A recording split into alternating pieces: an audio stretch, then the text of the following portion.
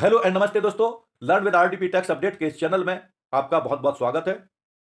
हम अपने कोर्स पर बात कर रहे हैं जिस कोर्स का नाम है mastery in GST with tally prime 2026 version 7। एकदम नया तरोताजा कोर्स आपके लिए लेकर के आए हैं, वो भी फ्री में। आज हम उस चैप्टर 22 पर चर्चा करेंगे। चैप्टर 22 है हमारा amendments, cancellation and revocation of registration.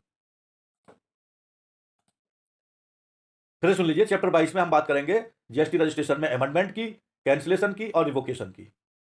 चलिए लेकर चलता हूं आपको अपने प्रेजेंटेशन में। अमेंडमेंट का मतलब क्या है दोस्तों? एक बार आपने जीएसटी में रजिस्ट्रेशन करा लिया, उसमें अगर कोई कमी रह गई या कुछ स्टेट आपको चेंज कराना है, कुछ प्लेस चेंज कराना है, कुछ नाम चेंज कराना है, कुछ एड्रेस चेंज कराना है, डायरेक्टर चेंज कराना है, कुछ भी, तो वो अमेंडमेंट के अंतर्गत आ जाएगा। अगर आपका बिजनेस नहीं चल रहा है, जिस प्रोप्राइटर के नाम पर बिजनेस था वो खत्म हो गया है, या कोई पार्टनरशिप थी तो वो डिमर्ज हो गई है, आई मीन तो कैंसिल हो गई है, खत्म हो गई है, कंपनी थी तो वो लिक्विडेशन में चली गई है और खत्म होना चाहती है, तो कैसे कैंसिलेशन होगा? और अगर किसी का सुओ मोटो कैंसिल हो गया है जीएसटी रजिस्ट्रेशन, तो उसको कैसे रिवोक करेंगे?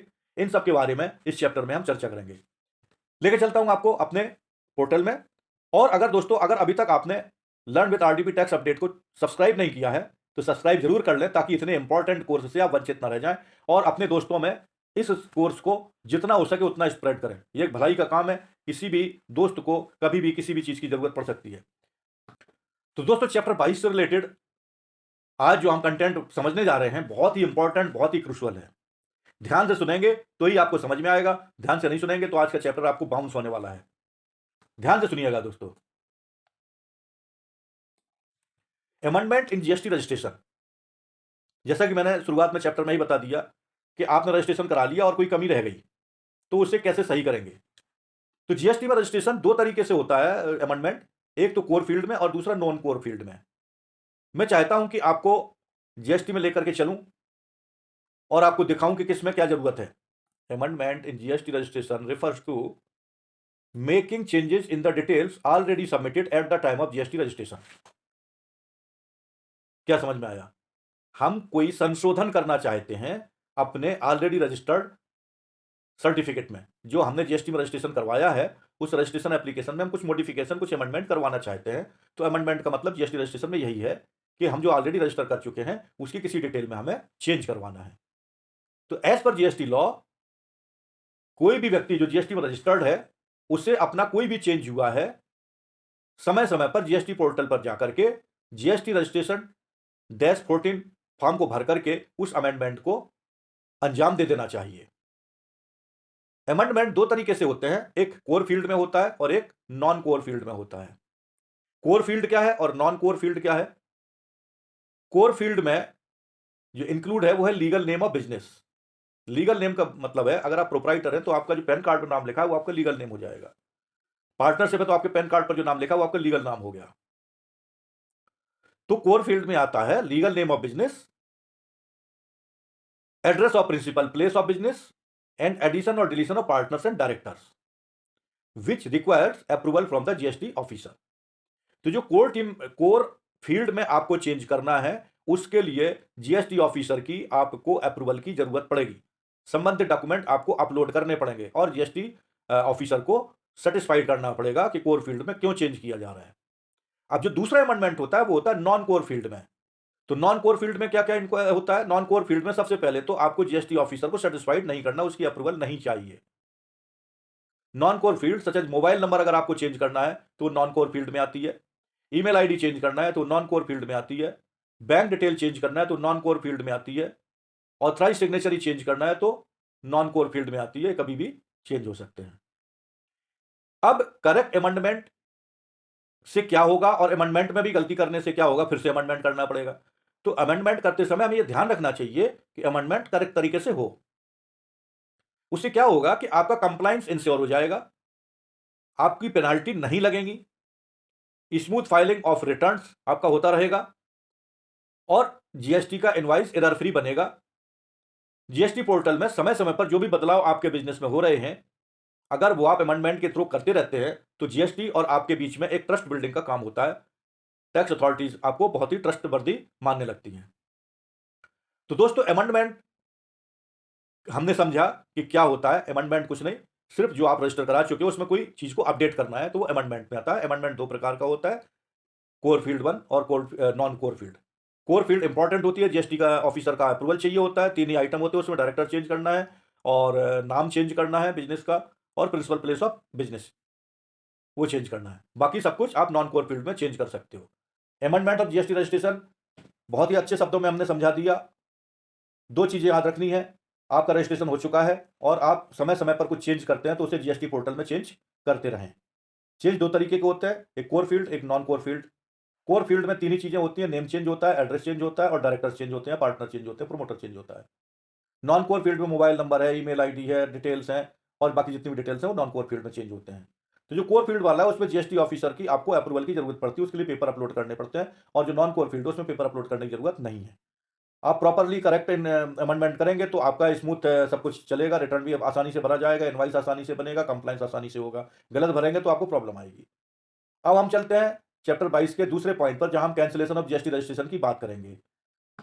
Cancellation of GST registration means that tax payer is no longer required to be registered under GST.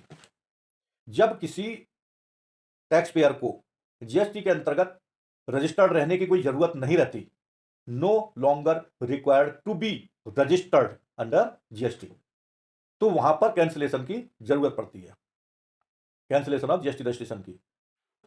Registration may be cancelled voluntarily by the taxpayer or by the GST department. Common reason include closure of business, refer of business turnover, failing below threshold limit, non-filling of GST returns और fraudulent registration। यहां पर हम बता रहे हैं किस कारण से कैंसिल करना होता है। कैंसिलेशन का मतलब तो समझ में आ गया कि टैक्स पेयर को अब जरूरत नहीं है अपने जीएसटी में रजिस्टर्ड रहने की। ये किस कारण से होती है? एक तो वॉलंटरीली कि बिजनेस नहीं चल रहा है इसलिए हमने बंद कर दिया। दूसरा, प्रोप्राइटर खत्म हो गया और उसका जो उत्तराधिकारी है वो बिजनेस नहीं करना चाह रहा, तो जीएसटी रजिस्ट्रेशन कैंसिल करा सकते हैं। बिजनेस बंद हो गया, पार्टनरशिप बंद हो गई, कंपनी बंद हो गई, वॉट एवर में भी देयर, ऐसे केस में कैंसिल कर सकते हैं voluntarily by the tax payer itself. अब डिपार्टमेंट कब खत्म करता है, इस पर हम चर्चा करेंगे। डिपार्टमेंट और टैक्स पेयर कॉमन रीजन से ही बंद करते हैं। जैसे बिजनेस का बंद होना, reason include closure of business, transfer of business और थ्रेशोल्ड लिमिट से टर्नओवर का नीचे जाना, non filing of GST return और fraudulent registration. A taxpayer can apply for cancellation using from GST registration 16, whereas the department issue a show-cause notice in form number GST registration 17. After cancellation, the taxpayer cannot collect GST, cannot issue tax invoice and must file a final return GSTR 10। क्या समझ में आया दोस्तों? Cancellation का मतलब, GST में cancellation का मतलब कि अब जीएसटी का जो टैक्स पेयर था उसे जीएसटी में रजिस्टर्ड रहने की जरूरत नहीं है। कैंसिलेशन किस कारण से हो सकता है? नॉन फाइलिंग ऑफ रिटर्न की वजह से हो सकता है, फ्रॉडुलेंट रजिस्ट्रेशन करा रखा था उसकी वजह से हो सकता है, आपका टर्नओवर आपके थ्रेशोल्ड लिमिट से 20 लाख या 40 लाख से कम जा रहा है तो जरूरत नहीं है रजिस्टर कराने की। ठीक है ना? तो ये कॉमन रीजन है। बिजनेस का क्लोजर करना है, बिजनेस का ट्रांसफर करना है, ये सब कॉमन रीजन है। एक रीजन अलग है, हालांकि वो अधिकारी के द्वारा होता है, नॉन फाइलिंग ऑफ रिटर्न। अगर आप 2 महीने 2 बार बराबर अगर आप रिटर्न नहीं भरते हो तो अधिकारी से आपके पास शोकाज नोटिस आ जाएगा। फिर भी आप उसे इग्नोर करते हो तो इसको सुओ मोटो कैंसिलेशन बोलते हैं। अधिकारी खुद ही असेसमेंट कर देता है आपका और उस असेसमेंट को आधार पर उसको सुओ मोटो कैंसिल कर देता है। अगले बार में हम पढ़ेंगे रिवोकेशन कैसे करते हैं, अभी हम कैंसिलेशन की पढ़ रहे हैं। तो कैंसिलेशन टैक्स पेयर के द्वारा भी कराया जा सकता है, अधिकारी के द्वारा भी होता है और रीजन कॉमन है। जैसे ही कैंसिलेशन के लिए आप एप्लीकेशन डालते हो आपको जीएसटीआर 10 फाइनल जीएसटीआर 10 भरना जरूरी होता है। Failure to comply before cancellation may lead to penalties and demand notice. Therefore, cancellation should be done properly and timely. Avoid future litigation. भविष्य में होने वाली परेशानियों से बचना है तो आपको टाइमली और प्रॉपरली कैंसिलेशन करना होगा। दोस्तों, बहुत अच्छे तरीके से आपको समझा दिया। आशा करता हूं कि आपको कैंसिलेशन ऑफ जीएसटी रजिस्ट्रेशन समझ में आ गया होगा। अगर समझ में आ गया है तो मैं आपको पॉइंट नंबर 3 रिवोकेशन पर लेकर के चलता हूं। रिवोकेशन क्या है? जो आपका कैंसिलेशन हो गया था उसे आपको रिवोक करना है, मतलब दोबारा रिवाइव करना है, मतलब दोबारा खड़ा कर देना है अपना business. Revocation of GST registration is the process of restoring of a GST registration that was cancelled by the GST officer. अब जीएसटी ऑफिसर कब कैंसिल करता है? आप रिटर्न नहीं फाइल करोगे तो जीएसटी ऑफिसर उसको कैंसिल कर देगा। अगर आपने गलत तरीके से रजिस्ट्रेशन कर रखा तो जीएसटी ऑफिसर उसे कैंसिल कर देगा। अगर आपका टर्नओवर जीएसटी से नीचे जा रहा है, थ्रेशोल्ड लिमिट से जीते जा रहा है, तो उससे भी कम किया जा सकता है। ट्रांसफर ऑफ बिजनेस में भी हो जाता है कैंसिल, और क्लोजर ऑफ बिजनेस में भी जीएसटी रजिस्ट्रेशन कैंसिल हो जाता है। अब इन सब चीजों में आप उसको रिवाइव करना चाहते हो, हम अब रिवोकेशन की बात कर रहे हैं, कैंसिल हो चुका है। It is applicable only when cancellation is done by the department. अगर आपने खुद कैंसिलेशन के लिए एप्लीकेशन डाली है जीएसटी रजिस्ट्रेशन 16 में, वॉलंटरीली अपना बिजनेस को, अपने जीएसटी को कैंसिल करने के लिए रजिस्ट्रेशन 16 नंबर फॉर्म में एप्लीकेशन दे दी है और वो एक्सेप्ट कर ली गई है, तो आपका जीएसटी कैंसिल माना जाएगा और आपने जीएसटीआर 10 भर दिया है, तो उसे आप रिवोक नहीं कर सकते हो। लेकिन नॉन फाइलिंग ऑफ रिटर्न की वजह से या किसी अन्य मिस्टेक के कारण जीएसटी ऑफिसर आपका जीएसटी को कैंसिल कर देता है, तो उसे आप रिवोक करा सकते हैं। वो भी कब? A taxpayer can apply for revocation within 30 days from the date of cancellation order using the form GST registration 21. Before applying, the taxpayer must file all pending GST return, pay outstanding tax interest and late fees. कहने का मतलब यह है कि revocation का जो form है वो है जीएसटी रजिस्ट्रेशन 21। ये कब फाइल कर सकते हैं? With in 30 days. अगर 30 डेज में आपने फाइल नहीं किया तो क्या फिर आपका जीएसटी नंबर गया? नहीं। अपर लेवल पर भी आप जाकर के अगले 30 डेज का और टाइम ले सकते हो और सेम फॉर्म भर सकते हो। अगर आपका टाइम 1 महीने के अंतर्गत आप नहीं सभी कंप्लायंस कर पा रहे हो, पूरा रिटर्न नहीं भर पा रहे हो, टैक्स नहीं जमा कर पा रहे हो, पेनल्टी नहीं दे पा रहे हो, तो 1 महीने का टाइम और ले सकते हो। उसके बाद अगले 30 दिन के लिए अगर अधिकारी आपसे सहमत है आपकी परेशानी को देखते हुए, तो वो 30 दिन का टाइम आपको दे सकता है और तब तक आप उसे लेट फीस दे करके, इंटरेस्ट दे करके, पेनल्टी दे करके रिवॉक करा सकते हो। अगर 60 दिन में भी नहीं हुआ तो 90 दिन। लेकिन 90 दिन में फिर आपको कमिश्नर लेवल तक जाना पड़ेगा, और कमिश्नर लेवल पर भी नहीं हुआ तो फिर सीधा अपीलेट ट्रिब्यूनल में जाकर के रिवोक कराना पड़ेगा। अब अधिकारी अगर सेटिस्फाइड है तो आपका रिवोकेशन अप्रूव कर देगा थ्रू जीएसटी रजिस्ट्रेशन 22 फॉर्म से। Revocation allows the business to restart GST compliance, issue tax invoice, claim input tax credit and continue operation legally. It is crucial relief prevention of business facing cancellation due to technical और compliance default. तो ये दोस्तों 3 point हमने यहां पर पढ़े, पहला amendment, दूसरा कैंसिलेशन और तीसरा रिवोकेशन। ये तीनों प्रक्रियाएं रजिस्ट्रेशन के बाद की कहानी है। रजिस्ट्रेशन मैंने आपको लाइव बता दिया। रजिस्ट्रेशन करने के बाद भी जैसे ही आप उसको लॉग इन करोगे तो एक पॉपअप बन के आ जाएगा कि update your bank with in 30 days, या आपका रिटर्न होने से पहले, विच एवर इज अर्लियर। तो वो भी एक अमेंडमेंट है रजिस्ट्रेशन होने के बाद।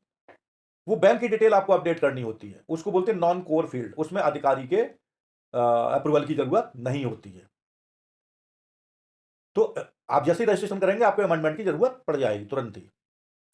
कैंसिलेशन ऑफ जीएसटी रजिस्ट्रेशन कब होता है? आप खुद कर सकते हो वॉलंटरीली। खुद कब कर सकते हो? जब आपका बिजनेस ना चल रहा हो, जब आपका थ्रेशोल्ड लिमिट से नीचे जा रहा हो, आपको जरूरत ना हो, या आपका बिजनेस ट्रांसफर हो गया हो, या आपका बिजनेस बंद हो गया हो। ऐसे केस में आप रजिस्ट्रेशन 16 फॉर्म भर के कैंसिलेशन के लिए एप्लीकेशन दे सकते हैं। एप्लीकेशन देने के बाद आपको जीएसटीआर 10 भरना जरूरी हो जाएगा, और अगर आपने जीएसटीआर 10 का कंप्लायंस नहीं किया तो डिमांड आ जाएगी आपके पास, cancellation should be done properly और timely to avoid litigation.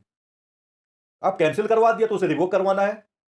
Revoke सिर्फ एक ही केस में होता है जो आपने वॉलंटरी ना किया हो, अधिकारी ने सुओ मोटो कैंसिल किया हो तो उसको रिवोक कराया जा सकता है, वो भी 30 दिन के अंदर कैंसिलेशन से। रिक्वेस्ट करके 30 दिन का टाइम और लिया जा सकता है। अधिकारी सेटिस्फाइड है तो आपको 30 दिन का टाइम और दे देगा, और आपका जीएसटी फुल कंप्लायंस हो जाने के बाद और सेटिस्फाइड होने के बाद रिवोक कर सकता है। कमिश्नर लेवल तक 90 डेज तक आप मैक्सिमम कर सकते हो, उसके बाद अपीलेट ट्रिब्यूनल में जाना पड़ेगा, और काफी लंबी कहानी होने के बाद आप रिवोक करा सकते हो। सो दोस्तों ये था हमारा चैप्टर नंबर 22। कैसा लगा अपनी राय जरूर बताना। आपके लिए 2-3 क्वेश्चन छोड़ के जा रहा हूं कि ऐसा कौन सा पॉपअप रजिस्ट्रेशन के बाद जनरेट होता है कि आज रजिस्ट्रेशन किया, कल आपने लॉगिन किया और आपको अमेंडमेंट की जरूरत पड़ गई। अभी अभी मैंने बताया था, ये आप हमारे कमेंट बॉक्स में लिखेंगे। कैंसिलेशन कितने प्रकार से हो सकता है, जीएसटी रजिस्ट्रेशन का कैंसिलिंग कितने प्रकार से हो सकता है, ये आप कमेंट बॉक्स में हमको जवाब देंगे।